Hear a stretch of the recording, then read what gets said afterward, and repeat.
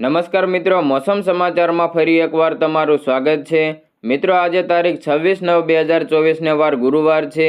ત્યારે આજના વિડીયોમાં ખાસ કરીને આજે રાત્રિ દરમિયાન ગુજરાતના કયા કયા વિસ્તારોમાં વરસાદી માહોલ જોવા મળવાનો છે તેના વિશેની સંપૂર્ણ માહિતી મેળવવાની છે। તો આ ઉપરાંત આગામી દિવસોમાં પણ ગુજરાતના કયા કયા વિસ્તારોમાં મેઘતાંડવ જોવા મળવાનું છે તે અંગેની સંપૂર્ણ માહિતી મેળવવાની છે। તો આજે સવારે પૂરા થતા છેલ્લા 24 કલાકમાં ગુજરાતના કયા કયા વિસ્તારોમાં વરસાદી માહોલ જોવા મળ્યો હતો તેના વિશેની સંપૂર્ણ માહિતી પણ મેળવવાની છે।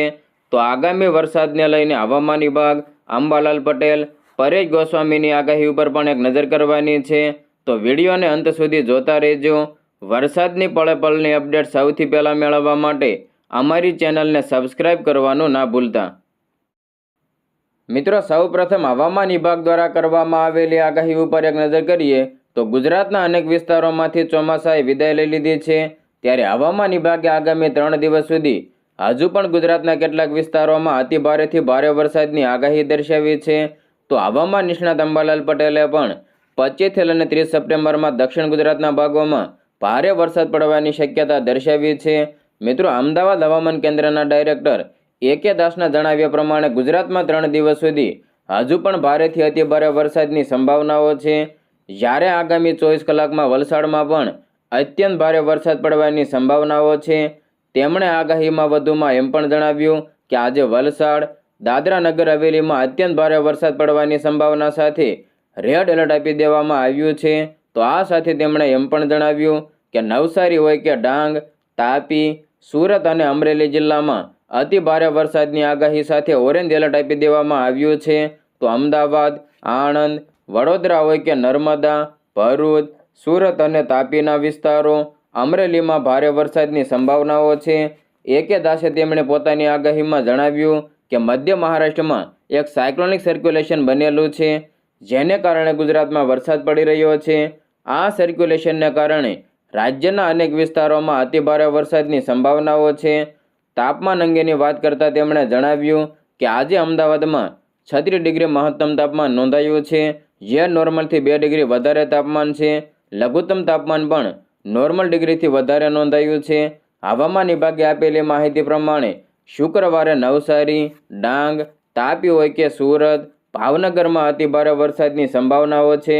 તો આ સાથે જ છોટાઉદેપુર, નર્મદા હોય કે ભરૂચના વિસ્તારો, સુરત, ડાંગ અને તાપીના વિસ્તારો, નવસારી, ગીર સોમનાથ, અમરેલીમાં પણ ભારે વરસાદની સંભાવનાઓ છે।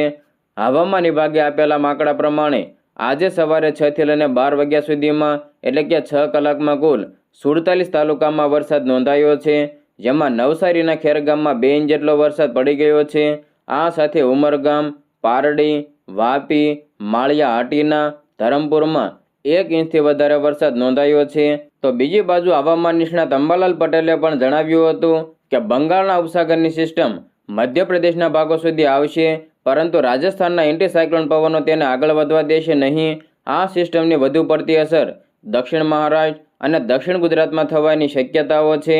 તારીખ 25 થી લઈને 30 સપ્ટેમ્બરમાં દક્ષિણ ગુજરાતના ભાગોમાં ભારે વરસાદ થવાની શક્યતાઓ રહેશે। કોઈ ભાગોમાં તો 8 થી લઈને 10 ઇંચ સુધીના વરસાદની શક્યતાઓ રહેશે। મધ્ય ગુજરાતના ભાગોમાં પણ ભારે વરસાદ થવાની શક્યતાઓ રહેશે। ઉત્તર ગુજરાતના ભાગોમાં પણ વરસાદ પડવાની શક્યતા રહેલી છે। આ ભાગોમાં લગભગ 1 ઇંચ કે તેથી વધુ વરસાદ પડવાની શક્યતા તેમણે જણાવી છે। હવે મિત્રો, આગળ વાત કરીએ તો ગુજરાતમાં થોડા દિવસોના વિરામ બાદ ગઈકાલથી વરસાદે પગલાં પાડ્યા હતા, જેમાં ગત રાત્રિના રોજ રાજ્યના અલગ અલગ વિસ્તારોમાં વરસાદ વરસ્યો હતો। ત્યારે આગામી દિવસોમાં પણ વરસાદની સ્થિતિને લઈને હવામાન નિષ્ણાત પરેશ ગોસ્વામી દ્વારા પણ ફરી એકવાર મહત્વની આગાહી કરવામાં આવી છે।